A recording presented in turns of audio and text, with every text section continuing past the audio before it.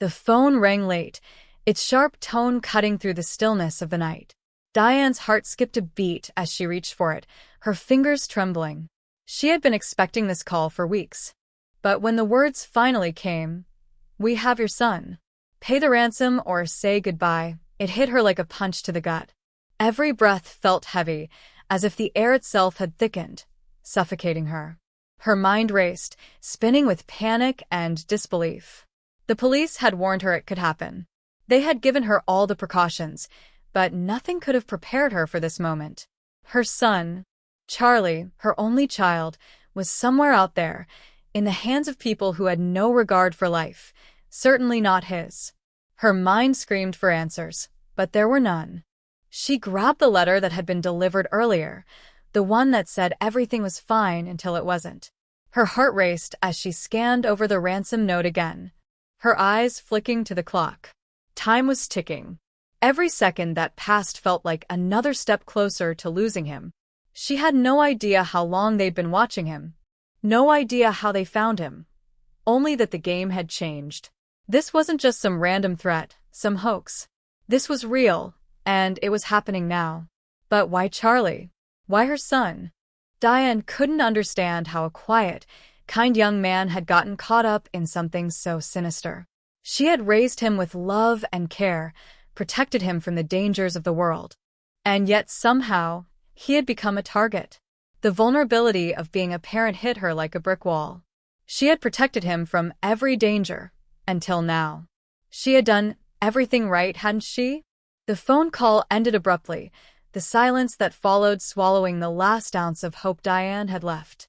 How could she possibly make the right decision under pressure like this? The world she had known, the simple one filled with soccer games and school dances, had just been shattered in one phone call. The gravity of the situation settled in, heavy and relentless. Tears stung at the corners of her eyes, but she blinked them back. Crying wasn't going to help. It wouldn't bring Charlie back. She needed to act. The choices in front of her were unfathomable. Pay the ransom, risking her savings, or refuse and hope for the best. Neither option seemed to offer a guarantee of survival. She could never be certain they would let him go, even if she paid. Diane stood up, her legs unsteady, the weight of the moment pressing on her chest. Her breath came in short gasps as her mind tried to form a plan. Her son's life hung in the balance, and she didn't know if she was strong enough to make the right choice. The phone call had been a warning, a cruel reminder of how quickly everything could change. In the days to come, Diane would find herself facing a battle between hope and despair, love and fear, as she tried to bring Charlie home. Would she be able to save him? Or was it too late for both of them? The sound of the front door slamming echoed through the empty house, shaking its very walls. Laura froze, her hands still gripping the mug of coffee she had been sipping only moments before. It wasn't the door that made her stomach churn. It was the look in her husband's eyes as he walked out, that final, cold look that made her wonder if this was the end. He had been distant for weeks, perhaps even months, but this felt different. Her heart hammered in her chest as she glanced at the empty kitchen table. Their breakfast, cold, untouched, reminded her of everything that had gone wrong. The tension between them, the unspoken words, the quiet desperation. She hadn't been able to reach him, no matter how hard she tried. Was this really it? Was this how it all ended? The question plagued her as she stood motionless, staring at the closed door. Their years of marriage had started with so much promise, so much love. And now, in a blink of an eye, it felt like it was slipping away. They had built a life together, a family, and yet she stood here, unsure of where they were headed, or if they would even make it through this rough patch. Was it just a phase? Or was this the moment everything had been leading up to? The silence in the house was suffocating, heavy with the weight of unsaid things. Laura looked around, her eyes drifting to the family photos on the walls, memories of their laughter, their holidays, the times they had been happy. But those moments felt like another lifetime. What happened to them? What happened to the couple who used to hold hands on late-night walks? Who used to share dreams about the future? who made each other laugh at the end of a long day. Now it felt like they were strangers, two people who no longer recognized each other in the silence. She sank into the nearest chair, feeling the tears well up, but refusing to let them fall. Crying wasn't going to fix anything. It wouldn't bring him back. It wouldn't make him see her the way he used to. As the minutes ticked by, Laura found herself trapped in a loop of regret, guilt, and confusion. Had she done something wrong? Had she not been enough? She wasn't sure anymore. All she knew was that this was not the woman she had imagined herself becoming. She wasn't the type to be broken by someone else's actions, yet here she was, crumbling from the inside out. But then, a spark of clarity broke through the fog. She had to stop this. She couldn't keep living in this uncertainty. The choice was hers, wasn't it?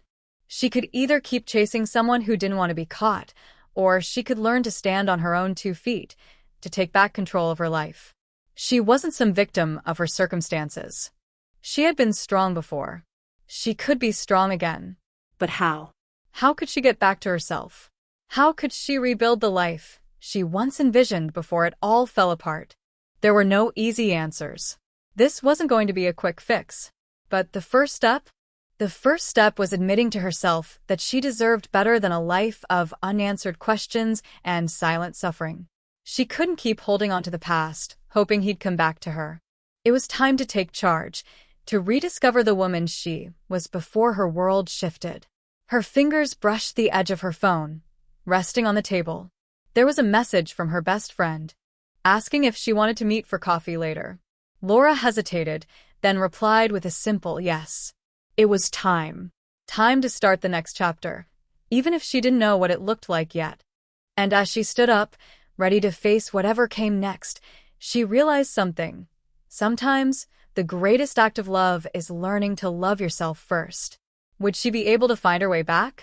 Or was the person she was meant to be still waiting to be discovered? Only time would tell. But for the first time in a long while, she wasn't afraid to find out.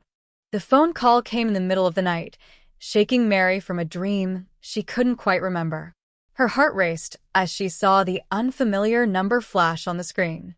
Something about it, the cold ring of the phone, and the unknown number, felt wrong. When she answered, the voice on the other end was calm, almost too calm. "Is this Mrs. Mary Thompson?" the voice asked, a touch of professionalism in the tone. "Yes," Mary replied, her voice shaky but controlled. "This is Officer Stevens. We've found your daughter." Mary's world seemed to stop right there. Her daughter, Emily, had been missing for 3 days, and every waking hour had been filled with a gnawing anxiety, an endless spiral of worst-case scenarios. The police had kept telling her to be patient, that the situation was still being handled, but patience had become unbearable. "We need you to come down to the station," Officer Stevens continued. "We have information about your daughter." Mary's mind was racing, heart hammering in her chest. She could hear the words, but they didn't seem real. She tried to hold the phone steady, tried to keep her voice calm, but the weight of the moment was suffocating. Her daughter, her baby. What could have happened? What had they found? Why couldn't they tell her over the phone? "Mary?" Officer Stevens' voice pierced through the fog of her thoughts. "We'll explain everything when you get here. Please come quickly." She hung up, her hands trembling. It took everything in her not to collapse right there. She knew she had to go.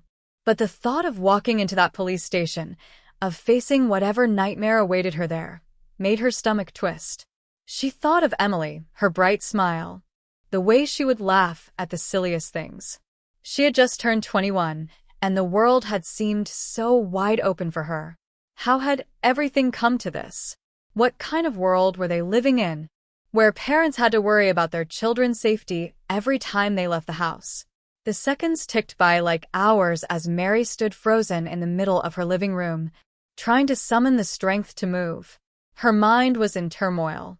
She needed answers. She had to know what had happened to her daughter. But the fear that had paralyzed her was now being replaced with a fire. If Emily was hurt, if something terrible had happened, she needed to know. She had to protect her. With shaking hands, Mary grabbed her purse and keys, her breath coming in quick, shallow gasps. She glanced at the clock. It was well past midnight. The streets outside her house were eerily quiet. The dark shadows seemed to reflect the heavy weight of uncertainty that pressed down on her chest. Each step to the car felt heavier than the last, as though the world itself was urging her to turn back, to stay home, and pretend none of this was real. But she couldn't. She wouldn't. Not this time. As she drove toward the police station, she couldn't shake the feeling that her life, her daughter's life, had just irrevocably changed.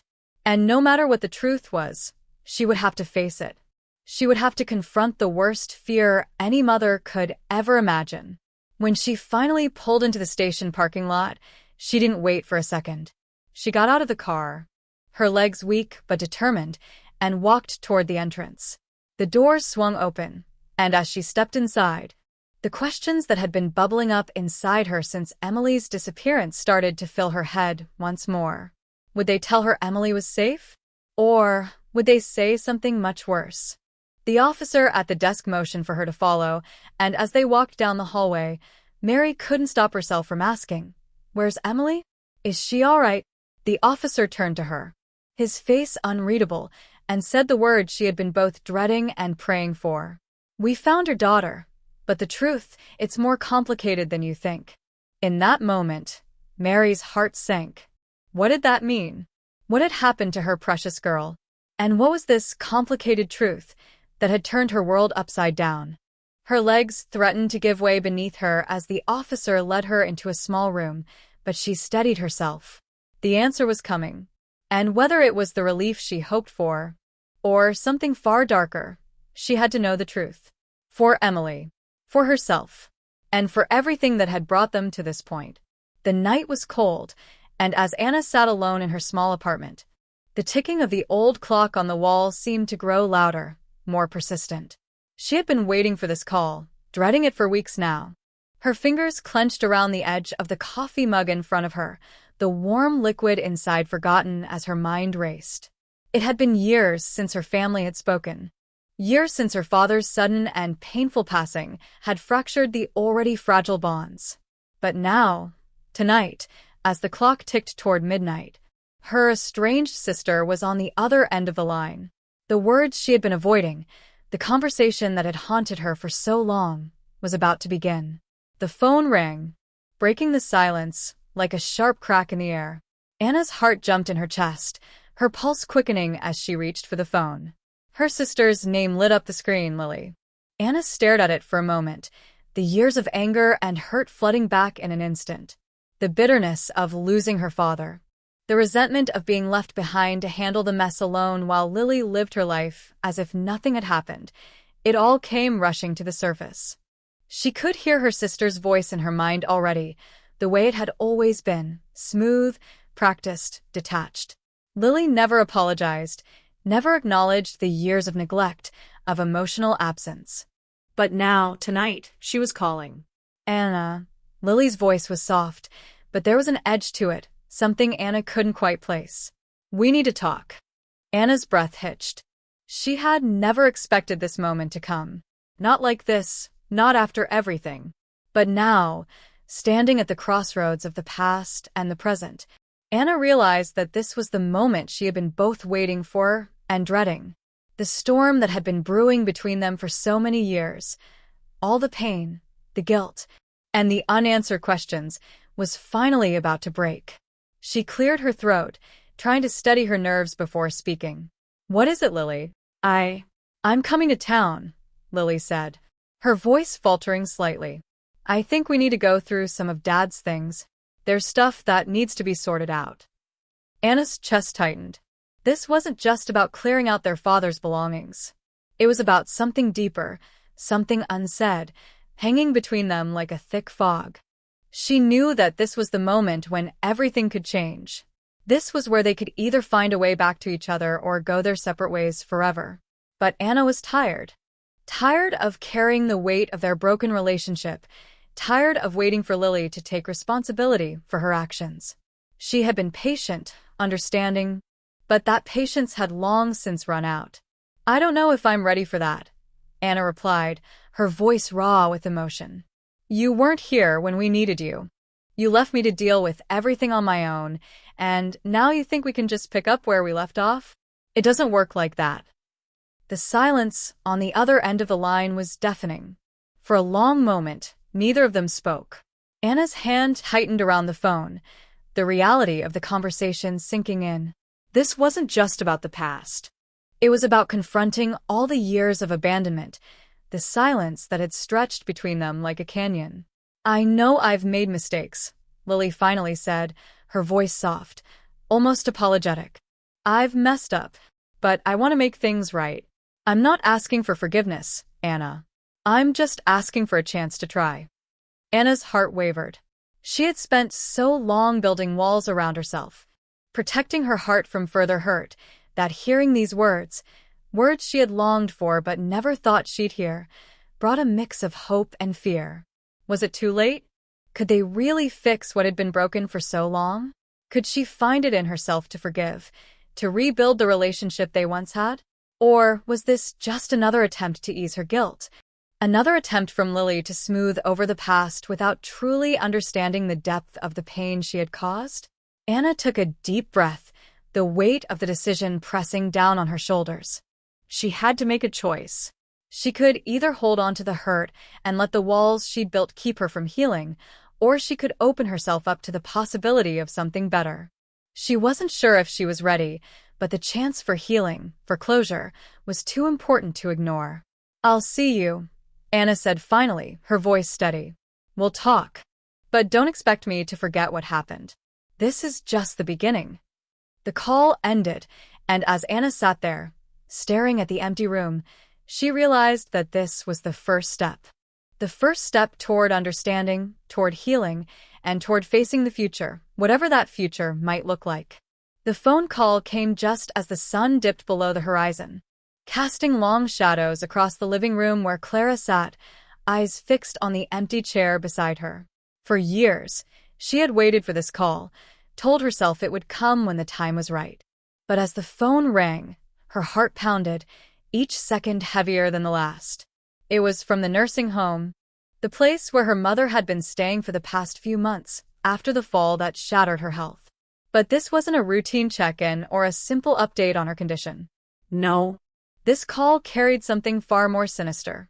The voice on the other end was calm, professional, but Clara could hear the urgency between the lines. We've just received a report that your mother has taken a sudden turn for the worse. The doctor recommends that you come in as soon as possible. Clara's breath caught in her throat, and the world around her seemed to slow. Her mother, once vibrant and full of life, now lay in a bed surrounded by strangers, her body frail and her mind slipping away, piece by piece. Clara hadn't seen her in days. She had been busy with her life, her work, always telling herself that she would visit tomorrow, that the time would come when she would have nothing else to do but sit by her mother's side. But tomorrow had come too late. The guilt hit her like a wave. She had promised herself that she would be there, that she wouldn't let her mother face her final days alone, but she hadn't kept that promise. Now she was running on borrowed time, trying to make up for all the years she had taken for granted. The thought of her mother, the woman who had raised her, who had been her rock through every challenge, slipping further away, without Clara's presence, felt like a betrayal. Without a word, Clara stood up, her knees trembling as she grabbed her purse and her keys. The apartment, once a sanctuary, now felt cold and distant. She could hardly breathe as she made her way to the car.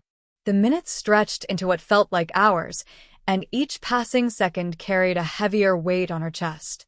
What if it was too late? What if she never had the chance to make things right?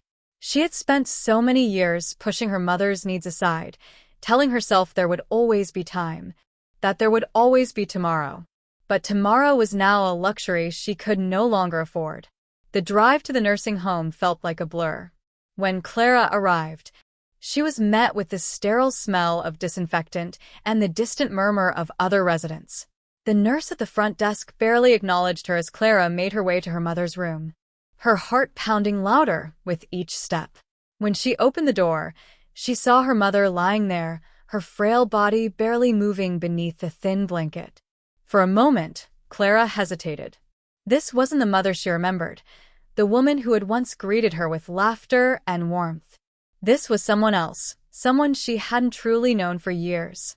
The guilt surged again, sharper this time, because Clara hadn't been there when her mother needed her most. But then, in the quiet of the room, her mother's eyes fluttered open, and for a brief moment, Clara saw a flicker of recognition. Her mother's lips moved, and Clara leaned closer, straining to hear the words. "You're here," her mother whispered, her voice barely a breath. Clara's throat tightened as she took her mother's hand. "I'm here, Mom. I'm so sorry." In that moment, everything that had happened before, all the excuses, the years of distance, seemed to fall away. What mattered now wasn't the time they had lost. It was the time they still had left, no matter how small. Clara realized that it wasn't too late. The love, the connection, was still there, waiting to be reclaimed. She didn't know how much longer her mother had, but Clara was determined to make the most of it, to let go of the guilt, to be there, truly present, for the first time in years. Because sometimes, the most important moments are the ones you can't control, the ones that come unexpectedly, reminding you that no matter what has come before, there is always a chance to start again. And for Clara, this was just the beginning of reclaiming the time they had left. The phone rang just as Helen sat down with her morning coffee, the steam rising in lazy curls, filling the air with the comforting scent of her favorite blend. She glanced at the screen, an unknown number. She almost didn't answer, thinking it was just another scam call, another interruption to her peaceful morning routine. But something made her pause. She picked up the receiver, and as soon as she said, "Hello," the voice on the other end sent a chill down her spine. "Ms. Helen Carter? This is Dr. Harris from Willowbrook Senior Care. I'm afraid I have some urgent news about your husband, George." Her heart skipped a beat. George, her husband of 47 years, had been struggling with his health for some time now, but the doctors had assured her that his condition was stable. Or so she had thought. "What's happened?" she asked, her voice trembling despite her best efforts to sound calm. "George has taken a turn for the worse, and we need you to come in as soon as possible. We're doing everything we can, but I don't want to sugarcoat this. It's serious." Helen felt the blood drain from her face, the room spinning around her. She hadn't prepared for this moment, hadn't imagined it would come so soon. She and George had spent decades building a life together, raising children, traveling, growing old side by side. They'd always promised each other that they'd face life's challenges together, that nothing would come between them. But now, in the silence of her kitchen, she felt the weight of his absence pressing in on her. She barely remembered grabbing her coat or keys. The drive to Willowbrook Senior Care felt endless, the streets blurring beneath the wheels of her car as the fear tightened in her chest. What if it was too late? What if she didn't make it in time? The thought gnawed at her as she navigated through the familiar roads, the same ones she had driven countless times with George beside her, laughing at the simplest things, marveling at the world they had built. By the time she arrived at the facility, her hands were shaking, and she had to steady herself against the car for a moment before entering. Inside, the sterile smell of the building hit her, mingling with the faint sounds of other residents in the background. She moved down the corridor toward George's room, each step echoing like a countdown in her mind. When she reached the door, she hesitated, afraid of what she might find on the other side. She opened it slowly, and her breath caught in her throat. George was lying in bed, his once strong frame now frail, the light in his eyes dimmed. His favorite chair sat beside him, untouched. The room was quiet, save for the soft beeping of the machines monitoring his vital signs. He was so still, so fragile. "George," she whispered, her voice breaking as she walked toward him. His eyes fluttered open, and for a moment, it seemed like the man she had loved for all these years was still there. His lips moved slowly, the effort taking all his energy. "Helen," he croaked, his voice barely a whisper. "I'm sorry." Tears welled up in her eyes, and she took his hand in hers, squeezing it gently. "There's nothing to apologize for, my love. We've had a lifetime together. I'm here. I'm not going anywhere. As she sat by his side, holding his hand, she realized something profound. All the years of worrying about the little things, the arguments, the day-to-day struggles, none of it mattered anymore. What mattered now was the time they still had, no matter how limited. She wasn't going to waste another second. The guilt of not being present enough, of not cherishing every moment, was gone. She had learned, in this heart-stopping moment, that love isn't about perfection. It's about showing up, even when things seem beyond repair. The silence between them wasn't uncomfortable. It was a space for reflection, for everything they had been through together. And for the first time in a long time, Helen realized that perhaps, in their final chapter, they would truly understand the depth of their love. Time, as fleeting as it is, had a way of revealing what truly matters. And, in that moment, as she gazed into George's eyes, she knew she wasn't just waiting for him to recover. She was ready to accept whatever came next, knowing that whatever happened, they had already won the most important victory, being there for each other every step of the way. The phone rang with a sudden urgency that sliced through the silence of Charlotte's afternoon. Her fingers trembled as she grabbed the receiver, unsure if she was ready to hear what was coming next. "Miss Charlotte Holloway? This is Dr. Reynolds at Hillcrest Hospital. I'm afraid I have some difficult news about your husband." Her heart dropped into her stomach, and for a brief moment, time seemed to slow. Jack. Her Jack. The man she'd spent nearly 50 years of her life with, had always been her rock, her constant. A man of resilience, humor, and strength, even in his later years. But what was happening now? Why was she being summoned so urgently? "Is he okay?" she asked, her voice betraying the tremor of panic she tried to suppress. "We've been monitoring his condition, and it's worse than we anticipated. He's not responding as we hoped. It's critical, Ms. Holloway. I need you to come in right away." The words hit her like a tidal wave. Jack, struggling? The man who had always made light of his health problems, laughed them off, told her to not worry her pretty little head over his little aches and pains. How could it be possible? She'd spent so many years worrying about the mundane, the little annoyances of life. And now, the one thing she never wanted to face was standing right before her, his mortality. She hung up the phone, barely registering the click, and stood frozen in the middle of her living room, her heart pounding against her chest.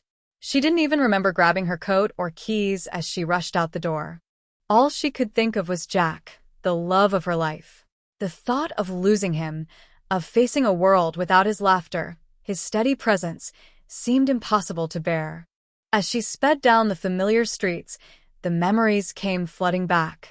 Their first date at the local diner, the way his hand had brushed hers, sending a spark of electricity through her. The life they'd built together, filled with laughter, tears, and challenges that had only brought them closer. Raising 2 kids, building careers, surviving hardships, Jack had always been there, as constant and steady as the sunrise. But now, all of that seemed so fragile, so fleeting. She reached the hospital in record time, her hands shaking so much that she had to steady herself against the wall as she walked down the corridor. Every step seemed to echo in her ears, the anxiety rising with each breath. When she reached his room, her heart was in her throat. Jack lay in the bed, pale and frail, hooked up to machines that beeped in a rhythmic reminder of how fragile life really was. The man who once held her in his arms, strong and full of life, now seemed so small, so vulnerable. She stood there for a moment, unable to move, watching him as he slept. His chest rose and fell, but the air in the room felt thick, oppressive, as if the very walls were closing in on her. Her breath caught in her throat as he stirred, his eyes fluttering open. "Charlotte." His voice was hoarse, barely a whisper, but it was still Jack, still the man she loved. "I'm here, Jack.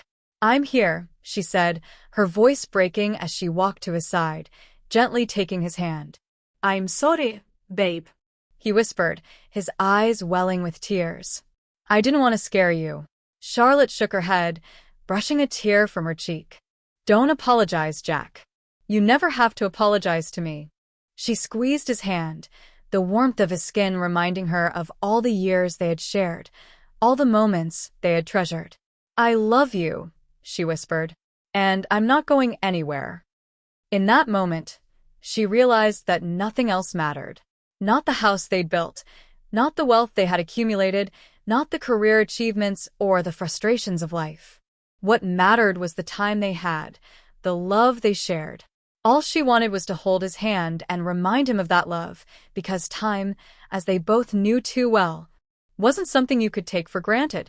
Jack's smile was faint, but it was enough. I love you too, he said softly. I always have. And there, in that hospital room, amidst the machines and the beeping and the cold, Charlotte knew that even in the darkest moments, love would be the light that guided them through. She wasn't ready to let go, not yet. But for now, all they had was this moment, and that, she realized, was enough. The phone rang at 2 a.m., slicing through the stillness of Evelyn's room. She jolted awake, heart pounding in her chest. The number flashing on the screen was unfamiliar, but the urgency in its glow made her gut tighten. It wasn't just a call. It was a warning. Evelyn, it's Sam. The voice on the other end crackled. Sam. The one person she'd been avoiding for months, the man whose face still haunted her memories despite the time that had passed. You need to come down here. It's happening tonight. I don't have much time to explain, but you need to get here now. Her pulse quickened as the words sank in, and her thoughts scattered like dry leaves in the wind. Sam's tone wasn't one she could ignore. It was urgent, panicked even. She knew something was off. He was never one to ask for help, let alone this desperately. Evelyn tried to clear the fog in her mind. Tonight. She could barely remember what had happened the last time they spoke, just that it had ended with her walking away. No. Running away was more like it. But now, here he was, pulling her back into a storm that had once swallowed both of them whole. Why now? Why, after all this time? The weight of the past seemed to bear down on her, pressing in as she slowly reached for her phone, a bead of sweat forming on her brow. Sam, what's going on? She whispered, the unease creeping into her voice. It's my brother, Sam said, his words coming in sharp bursts. They've found him. He's alive. But it's not what you think. You need to get here, Evelyn. Please. The line went dead before she could respond, leaving her reeling, 1,000 questions crashing through her mind. Alive? Sam's brother? No one had heard from him in years, not since that night, the night everything fell apart. Her breath caught in her throat, and a cold wave washed over her. There was no going back now. She had tried to bury the past, tried to forget the choices she had made, the people she had lost along the way. But the universe had a way of pulling you back in when you least expected it. That night, the one she had buried deep in the recesses of her mind, had never really left her. Sam's brother, Julian, had been at the center of it all, a chain of events that spiraled out of control, leaving her tangled in lies, betrayal, and regret. She had left everything behind in search of peace, but it was as if peace was never meant for her. The universe had decided her story wasn't over yet. Evelyn stood, her legs shaky as she pulled on a jacket. She didn't know what she was walking into, but she knew one thing for sure. She couldn't ignore Sam's plea. Not now. Her heart was still tethered to that chapter of her life, even though she had spent years convincing herself that it was over. But what if it's not over? She glanced at the clock. 2:15 a.m. She had to move. There was no time to waste, no more excuses. In the quiet of her apartment, she grabbed her keys, shoved them into her bag, and made her way to the door. She didn't know where this would lead, didn't know what she was about to walk into, but one thing was clear. This was a second chance. A second shot at facing the demons she had left behind. And as the door clicked shut behind her, she took a deep breath, preparing herself for whatever awaited her. Because tonight, she wasn't just walking back into the past. She was stepping into a truth she had tried so hard to avoid.